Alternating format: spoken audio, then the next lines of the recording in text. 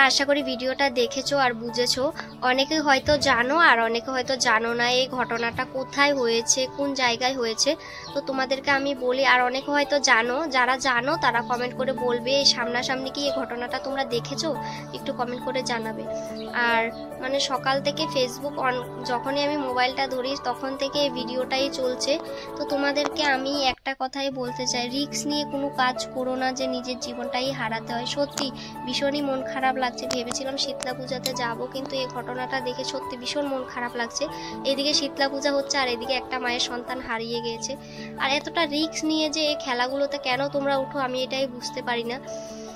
আগে নিজের জীবনটা, এই যে এখন তোমার জীবনটা চলে গিয়েছে, এখন কারো কিছু হচ্ছে না, একটা একটা মাই বুঝছে যে কি হয়েছে। সত্যি ভীষণ মনটা খারাপ লাগছে। আর এরকমটা যে কেন হয় সববার শীতলা পূজাতে আমি এটাই বুঝতে পারি না, একটা না একটা কিছু হয়ই। তো এরকম রিক্সের খেলাধুলা এগুলা তোমরা জানোই, নাগরদোলনা এগুলো অনেক রিক্সের ব্যাপার। তোমরাও জেনে বুঝে কেন উঠো, আর এখন দেখো নিজের জীবনটা হারিয়ে ফেলেছো।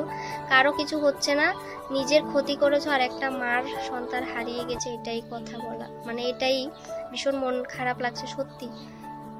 ছেলেটা কিন্তু বাঁচার অনেকটা চেষ্টা করেছে, ধরে রেখেছে, কিন্তু এই যে পাল্টি যখন মেরেছে না তখন আর ধরে রাখতে পারেনি, শেষমেশ হাত থেকে ছুটে পড়ে গিয়ে আমি হয়তো এখনো আমি বেঁচে আছে আদৌ কি নেই এটা কিন্তু আমি জানছি না। ভিডিওতে যেটুকু দেখছি ওটাই তোমাদের সাথে আমি শেয়ার করছি। সত্যি ভীষণ মন খারাপ লাগছে। তো তোমরা প্লিজ এগুলো, এই নাগরদোলনা যে এগুলোর থেকে একটু দূরে থাকবে, প্লিজ একটু দূরে থাকলে ভালো হবে। নিজের জীবনটা নিয়ে রিক্সের খেলাতে মানে যেও না, সত্যি ভীষণ মনটা খারাপ লাগছে। তো তোমরা একটু ভিডিওতে বলবে কমেন্ট করে কেমন, মানে কি মতামত তোমাদের, এটাই বলার ছিল। আর কিছু বলতে পারছি না, সকাল থেকে ভীষণ মন খারাপ লাগছে ভিডিওগুলো দেখে, সত্যি কিরকম লাগছে মনে সত্যি।